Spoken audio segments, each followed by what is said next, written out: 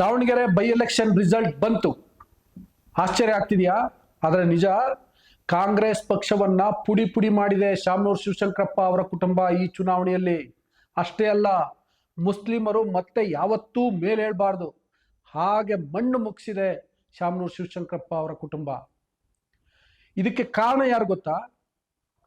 ಮೊದಲನೇದಾಗಿ ಕಾಂಗ್ರೆಸ್ ಲೀಡರ್ಸ್, ಎರಡನೇದಾಗಿ Muslim leaders, ಮೂರನೇದಾಗಿ ಬಿಜೆಪಿ ಲೀಡರ್ಸ್, ನಾಲ್ಕನೇದಾಗಿ ಅಸಾದುದ್ದೀನ್ ಓವೈಸಿ. ಇವರೆಲ್ಲ ಸೇರ್ಕೊಂಡು ಅಲ್ಲಿ ಕಾಂಗ್ರೆಸ್ ಪಕ್ಷವನ್ನ ಸೋಲಿಸಿದ್ದಾರೆ, ಮುಸ್ಲಿಮರನ್ನ ಮುಗಿಸಿದ್ದಾರೆ. ಎಸ್ ಮಲ್ಲಿಕಾರ್ಜುನ್ ಇವರೆಲ್ಲರ ಕ್ಯಾಪ್ಟನ್ ಅಷ್ಟೇ.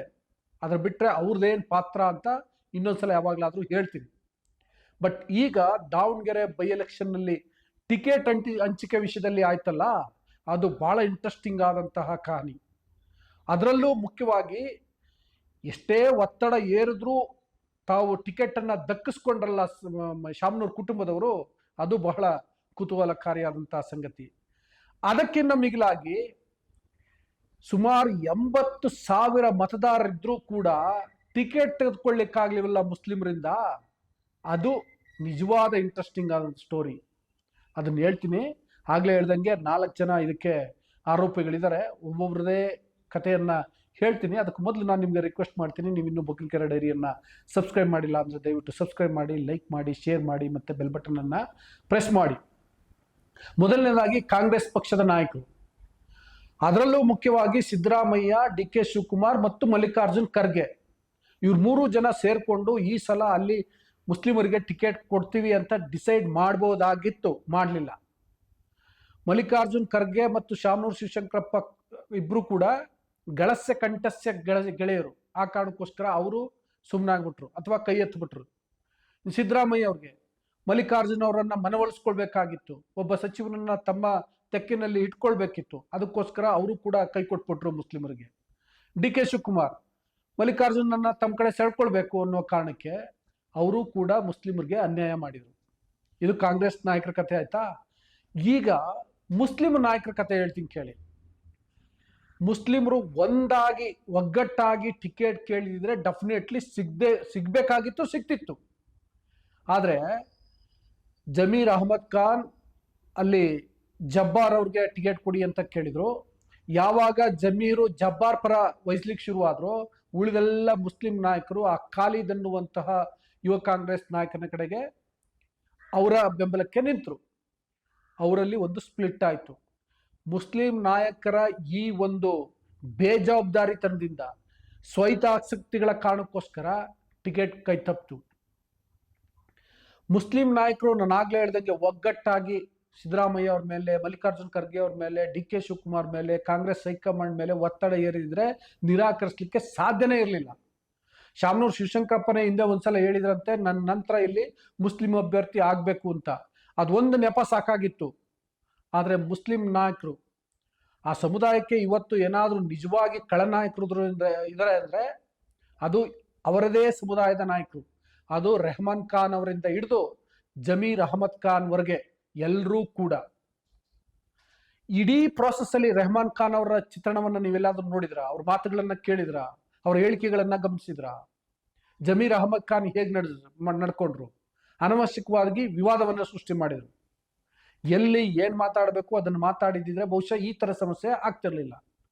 ಉಳಿದಂತೆ ಮೈಸೂರಿನ ತನ್ವೀರ್ ಸೇಠ್ ಇರಲಿ, ಬೆಂಗಳೂರಿನ ಹ್ಯಾರಿಸ್ ಇರಲಿ, ಇನ್ನೊಬ್ರು ಇರಲಿ, ಮತ್ತೊಬ್ರು ಇರಲಿ, ತಮ್ಮ ಸಮುದಾಯದ ಹಿತವನ್ನ ಕಾಪಾಡಬೇಕು, ಇದೊಂದು ಅಪರೂಪದ ಅವಕಾಶ, ಟಿಕೆಟ್ ಕೊಡಿಸ್ಬೇಕು ಅಂತ ಮನಸ್ಸು ಮಾಡಿದ್ರೆ ಬಹುಶಃ ಪರಿಸ್ಥಿತಿ ಬೇರೆ ಇರ್ತಿತ್ತು. ಇವತ್ತು ನಿಜವಾಗಿ ಖಳನಾಯಕರ ಪಟ್ಟಿನಲ್ಲಿ ನಾನು ಕಾಂಗ್ರೆಸ್ ನಂತರದ ಸ್ಥಾನದಲ್ಲಿ ನಿಲ್ಲಿಸಿದ್ದೆ ಮುಸ್ಲಿಂ ನಾಯಕರನ್ನ. ಬೇಕಿದ್ರೆ ನೀವು ಮುಸ್ಲಿಮ್ರನ್ನೇ ಫಸ್ಟಿಗೆ ನಿಲ್ಲಿಸ್ಬೋದು. ನೆಕ್ಸ್ಟ್ ಬಿಜೆಪಿ ನಾಯಕರು ಅಂತ ನಾನು ಯಾಕೆ ಕೇಳಿದೆ ಗೊತ್ತಾ? ನೋಡಿ, ಒಂದೊಮ್ಮೆ ಆ ಕ್ಷೇತ್ರವನ್ನ, ದಾವಣಗೆರೆ ದಕ್ಷಿಣ ವಿಧಾನಸಭಾ ಕ್ಷೇತ್ರದಲ್ಲಿ ಬಿಜೆಪಿ ಗೆಲ್ಲುತ್ತೆ ಅನ್ನುವಂಥ ವಾತಾವರಣ ಇದ್ದಿದ್ರೆ ಅಲ್ಲಿ ಲಿಂಗಾಯತರಿಗೆ ಟಿಕೆಟ್ ಕೊಡದೆ ಇರ್ತಿದ್ರ? ಅವರು ಪರಿಶಿಷ್ಟ ಪಂಗಡದ ನಾಯಕರಿಗೆ ಟಿಕೆಟ್ ಕೊಡ್ತಾ ಇದ್ರ? ಹೇಗೂ ಗೆಲ್ಲಲ್ಲ ಅನ್ನುವ ಕಾರಣಕ್ಕೋಸ್ಕರ ಪರಿಶಿಷ್ಟ ಪಂಗಡದ ನಾಯಕನನ್ನ ಒಬ್ಬನ್ನ ಹರಕೆಯ ಕುರಿ ಮಾಡ್ತಾ ಇದ್ದಾರೆ. ಇದು ಪರೋಕ್ಷವಾಗಿ ಎಸ್ ಮಲ್ಲಿಕಾರ್ಜುನ್ ಪುತ್ರ ಸಮರ್ಥ್ಗೆ ಬೆಂಬಲ ಕೊಡ್ಲಿಕ್ಕೋಸ್ಕರ ವೋಟ್ನ ಅವ್ರಿಗೆ ಹಾಕ್ಲಿ ಅನ್ನೋ ಕಾರಣಕ್ಕೋಸ್ಕರನೇ ಮಾಡಿರುವಂತ ಷಡ್ಯಂತ್ರ, ಮೋಸ, ಅನ್ಯಾಯ.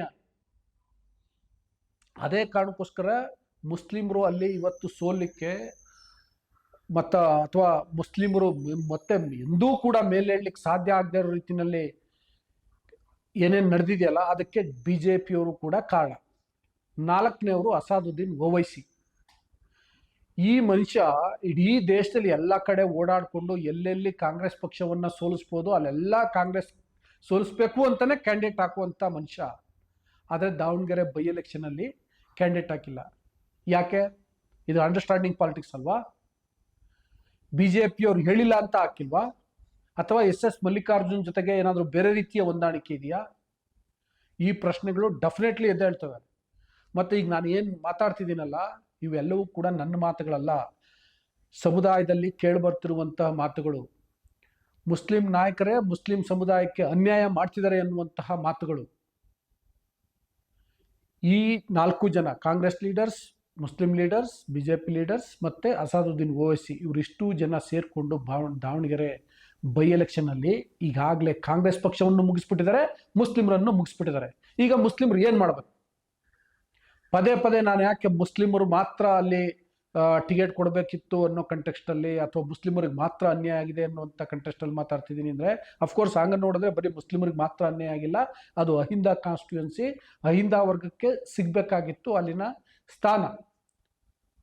ಈಗ ಮುಸ್ಲಿಮರಿಗೆ ಮತ್ತು ಅಹಿಂದದವ್ರಿಗೆ, ಅಫ್ಕೋರ್ಸ್ ಅಹಿಂದ ಅಂದ್ರೆ ಮುಸ್ಲಿಮರು ಕೂಡ ಅದ್ರಲ್ಲಿ ಬರ್ತಾರೆ, ಎಲ್ಲ ಸೇರಿ ಸರಿಯಾಗಿ ಪಾಠ ಕಲಿಸ್ಲಿಕ್ಕೆ ಒಂದು ಅವಕಾಶ ಸಿಕ್ಕಿದೆ. ಕಾಂಗ್ರೆಸ್ ಪಕ್ಷ ಮುಸ್ಲಿಮರ ಬಗ್ಗೆ ಏನು ಯೋಚನೆ ಮಾಡ್ತಿತ್ತು, ಏನು ಯೋಚನೆ ಮಾಡುತ್ತೆ, ಹೆಂಗೂ ಇವ್ರು ನಮ್ಗೆ ಓಟ್ ಹಾಕ್ತಾರೆ ಅಂತ. ಪಾಪ ಮುಸ್ಲಿಮರಿಗೆ ಬೇರೆ ದಾರಿನೂ ಇಲ್ಲ, ಹಂಗಾಗಿ ಅವ್ರು ಓಟ್ ಹಾಕ್ತಿದ್ರು. ಆದರೆ ಈಗ ಓಟ್ ಹಾಕ್ಬೇಕಾದಂತ ಅಗತ್ಯ ಇಲ್ಲ. ಯಾಕೆಂದ್ರೆ ಇನ್ ಕೇಸ್ ಅಲ್ಲಿ ಸೋತ್ಬಿಟ್ರೆ ಕಾಂಗ್ರೆಸ್ ಪಕ್ಷ ಏನು ಸರ್ಕಾರ ಬಿದ್ದೋಗಲ್ಲ ಅಥವಾ ಬೇರೆ ಏನು ಪ್ರಳಯ ಆಗಲ್ಲ. ಸೊ ಹಾಗಾಗಿ ಸರ್ಕಾರ ಸುಭದ್ರವಾಗಿರುತ್ತೆ, ಏನೇನೂ ಆಗಲ್ಲ. ಕಾಂಗ್ರೆಸ್ ಪಕ್ಷಕ್ಕೆ ಒಂದು ಪಾಠನೂ ಕಲಿಸ್ದಂಗೆ ಆಗುತ್ತೆ. ವಿಶೇಷವಾಗಿ ಈ ಕಾಂಗ್ರೆಸ್ ಲೀಡರ್ಸ್ ಜೊತೆಗೆ ಎಸ್ ಮಲ್ಲಿಕಾರ್ಜುನ್ ಜೊತೆಗೆ ಅಡ್ಜಸ್ಟ್ ಆಗಿಬಿಟ್ಟಿದಾರಲ್ಲ ಜಮೀರ್ ಅಹಮದ್ ಖಾನ್ ಮತ್ತಿತರರು, ಆ ಬೇರೆಯವ್ರ ಹೆಸರನ್ನೆಲ್ಲ ಹೇಳೋ ಅಗತ್ಯ ಇಲ್ಲ ಅನ್ನೋ ಕಾರಣಕ್ಕೋಸ್ಕರ ಹೇಳ್ತಿಲ್ಲ ಅಷ್ಟೇ. ಸೊ ಅವ್ರಿಗೂ ಒಂದು ಪಾಠ ಕಲಿಸ್ದಂಗೆ ಆಗುತ್ತೆ. ಬಹುಶಃ ಆ ಥರದ ಚರ್ಚೆಗಳು ಈಗಾಗಲೇ ನಡೀತಿದ್ದಾವೆ. ಮುಸ್ಲಿಂ ಸಮುದಾಯ ಈಗ ಏನು ಮಾಡಬೇಕು ಅನ್ನೋದ್ರ ಬಗ್ಗೆ ಅಲ್ಲಿ ಚರ್ಚೆಯನ್ನ ಮಾಡ್ತಾ ಇದೆ.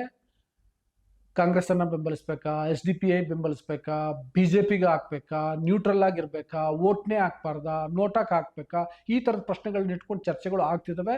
ಇದು ಯಾವ ರೀತಿಯಲ್ಲಾದರೂ ಕೂಡ ಪರಿಣಾಮ ಬೀರ್ಬೋದು, ಕಾಂಗ್ರೆಸ್ ಮೇಲೆ ಪರಿಣಾಮ ಬೀರ್ಬೋದು ಅಥವಾ ಬಿಜೆಪಿ ಮೇಲೆ ಪರಿಣಾಮ ಬೀರ್ಬೋದು. SDPI ಗೆಲ್ಲದೆ ಇರ್ಬೋದು, ಆದರೆ ಸಿಕ್ಕಾಪಟ್ಟೆ ಮತಗಳನ್ನು ತೆಗೆದುಕೋಬಹುದು. ಈ ಥರದ್ದೆಲ್ಲ ಆಗುವಂಥ ಸಾಧ್ಯತೆಗಳು ಕಾಣಿಸ್ತಿದ್ದಾವೆ. ಯಾಕೆಂದರೆ ಈಗ ನಡೀತಿರುವಂಥ ವಿದ್ಯಮಾನಗಳನ್ನು ಆಧರಿಸಿ ಹೇಳೋದಾದ್ರೆ. ಬಟ್ ಮುಸ್ಲಿಮರಿಗೆ ಈಗ ಒಂದಂತೂ ಅವಕಾಶ ಬಂದಿದೆ, ಏನಂತಂದ್ರೆ ಕಾಂಗ್ರೆಸ್ಗೆ ಪಾಠ ಕಲಿಸುವಂಥ ಅವಕಾಶ, ಮತ್ತೆ ಅವರದೇ ಸಮುದಾಯದ ನಾಯಕರಿಗಲ್ಲ ಖಳನಾಯಕರಿಗೆ ಪಾಠ ಕಲಿಸುವಂತಹ ಅವಕಾಶ. ಅದನ್ನ ಆ ಸಮುದಾಯ ಎಷ್ಟು ಮಟ್ಟಿಗೆ ಬಳಸ್ಕೊಳುತ್ತೆ ಅನ್ನುವಂಥದ್ದನ್ನ ಕಾದು ನೋಡಬೇಕು. ಒಳಗಡೆ ಮಾತಾಡ್ತಿದ್ದಾರೆ, ಅದನ್ನೇ ನಾನು ನಿಮ್ಮ ಮುಂದೆ ಇಟ್ಟಿರೋದು. ನೀವು ನಿಮ್ಮ ಅಭಿಪ್ರಾಯನ ಕಮೆಂಟ್ ಬಾಕ್ಸಲ್ಲಿ ತಿಳಿಸಿ. ಫೈನಲಿ ಅವ್ರು ಏನು ಮಾಡ್ತಾರೆ ಅನ್ನೋದು ಗೊತ್ತಿಲ್ಲ, ಎಷ್ಟು ಮಟ್ಟಿಗೆ ಲೆಕ್ಕಾಚಾರದಲ್ಲಿ ವೋಟ್ ಮಾಡ್ತಾರೆ ಅನ್ನೋದು ಕೂಡ ಗೊತ್ತಿಲ್ಲ. ಮತ್ತೆ ಅಷ್ಟು ಲೆಕ್ಕಾಚಾರ ಮಾಡಿ ವೋಟ್ ಮಾಡುವಂತಹ ಬುದ್ಧಿವಂತಿಕೆ ಅವರಲ್ಲಿ ಇದೆಯಾ ಅನ್ನೋದು ಕೂಡ ಗೊತ್ತಿಲ್ಲ. ಅದನ್ನು ಪ್ರೂವ್ ಮಾಡ್ಬೇಕಷ್ಟೇ ಅವ್ರನ್ನ ಆ ಥರದ ಬುದ್ಧಿವಂತಿಕೆ ಇದ್ರೆ. ಸೊ ನಿಮ್ಮ ಅಭಿಪ್ರಾಯನ ತಿಳಿಸಿ. ಜೊತೆಗೆ ಇನ್ನೂ ಬುಕ್ಕಿಂಗ್ ಕರೆ ಡೈರಿಯನ್ನು ಸಬ್ಸ್ಕ್ರೈಬ್ ಮಾಡಿಲ್ಲ ಅಂದರೆ ದಯವಿಟ್ಟು ಸಬ್ಸ್ಕ್ರೈಬ್ ಮಾಡಿ, ಲೈಕ್ ಮಾಡಿ, ಶೇರ್ ಮಾಡಿ, ಮತ್ತು ಬೆಲ್ ಬಟನನ್ನು ಪ್ರೆಸ್ ಮಾಡಿ. Thank you.